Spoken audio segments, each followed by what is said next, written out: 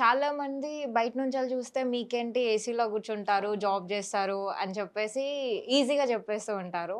అంటే bank struggles చెప్పండి. ఉద్యోగం అనేది ఫస్ట్ నా ఉద్దేశంలో ఏంటంటే సెల్ఫ్ ఎంప్లాయ్‌మెంట్ ఈజ్ బెస్ట్ అనుకుంటాను. ఎందుకంటే అది మన స్వతహాగా మనం నచ్చిన పని చేసుకుంటే అది బావుంటుంది.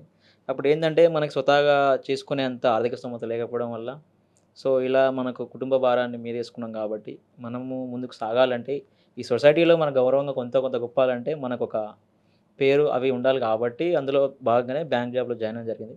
ఇంకోటేంటంటే బ్యాంక్ జాబ్ అనేది చాలా సెక్యూర్ జాబ్ చెప్పాలంటే అన్ని కార్పొరేట్స్‌తో పోల్చుకుంటే.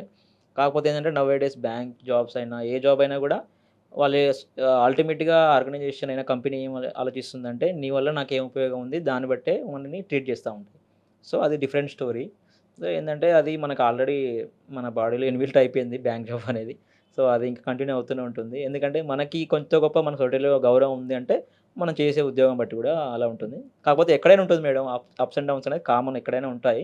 పాలిటిక్స్ ఉంటాయి. మీకు తెలుసు ఆల్రెడీ మీకు బ్యాంక్ పాలిటిక్స్ ఉంటాయి. ఎక్కడైనా ఈవెన్ మన సినిమా ఫీల్డ్‌లో గూడా పాలిటిక్స్ ఉంటాయి.